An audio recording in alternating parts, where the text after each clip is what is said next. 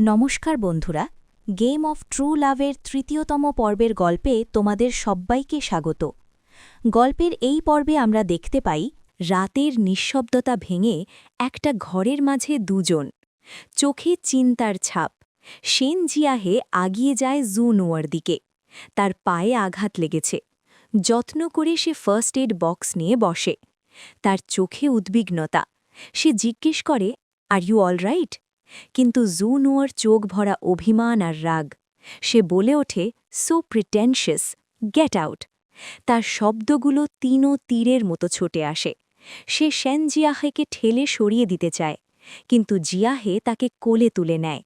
Put me down বলে চিৎকার করে ওঠে নুও, কিন্তু জিয়াহের চোখে শুধু সান্ত্বনা। সে বলে, মেডিসিন লাগিয়েই চলে যাব। জু নোয়ার মনের ভেতর ঝড়। তার মনে পড়ে যায় কি করে শেন জিয়াহে, এক অরফেন ছেলে, তার পরিবারের মন জয় করেছিল। নুয়োর কাছে সেটা শুধু একটা অভিনয়, শুধু ওপরে ওঠার জন্যে একটা চাল। কথা শেষ হতে না হতেই পরের দিনের সকাল। একটা গ্র্যান্ড প্রেস কনফারেন্স। বাইশিয়া এক নতুন বিউটি সেন্সেশন, তার সাফল্যের কাহিনী শোনাচ্ছে। চারিদিক আলো আর ফুলে ভরা। সবার চোখ ক্যামেরার ফ্ল্যাশে ঝলমল করছে। হঠাৎ সবাই চমকে ওঠে। কালো পোশাকে চোখে সানগ্লাসেস পরে জু নুও এসে হাজির। তার আশার মধ্যে একটা অশনি সংকেত। সে বাইশিয়ার সামনে গিয়ে দাঁড়ায়। এক মুহূর্তের জন্য সব চুনচান। তারপর জু নুয়োর গলায় প্রশ্ন, ছাপোষা একটা পরিবার ভেঙে অন্যের স্বামীর টাকা নিয়ে বিজনেস করতে কেমন লাগে? স্ক্রিনে ভেসে ওঠে, being a mistress knowingly, shameless. বাইশিয়ার মুখ ফ্যাকাশে হয়ে যায়। সব মিডিয়ার ক্যামেরা এখন এই নতুন স্ক্যান্ডেলের দিকে। এই নাটকের মাঝে আবার শেন জিয়াহের প্রবেশ।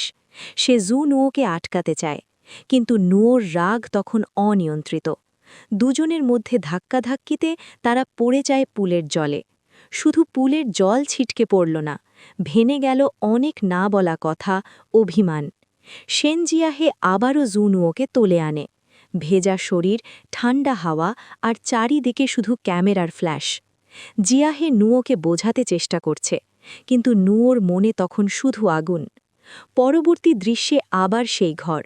শেন জিয়াহে জিঞ্জার টি বানাচ্ছে জু নুয়োর জন্য। জু নুয়ো চাদর জড়িয়ে বসে, চোখে তার এক পুরনো স্মৃতি ভেসে উঠছে। স্কুলের ইউনিফর্ম, হাসি ঠাট্টায় ভরা একটা দিন, একটা আলাদা শেন জিয়াহে। ওই দিনগুলো আর এই দিনের মধ্যে যেন আকাশ পাতাল তফাত। জিয়াহে চায়ের ক্যাপটা আগিয়ে দিয়ে বলে, আর ইউ জেলাস? নুয়ো হেসে বলে, আমার কেন হবে, যার হওয়ার সে করছে। জিয়াহে শান্ত গলায় জবাব দেয়, ওর সাথে আমার ম্যারেজ ক্যান্সেল হয়ে গেছে, তোমার দেশে ফেরার ঠিক একদিন আগে। এই কথাটা যেন জু নুয়োর বুকের ভেতর একটা পাথরের মতো বসে যায়। তার সব প্ল্যান, সব রিভেঞ্জ যেন এক মুহূর্তে বিস্বাদ লাগে। কিন্তু এই ভালোবাসার খেলায় আসলে কে হারছে আর কে জিতছে, সেটা শুধু সময়ই বলতে পারবে।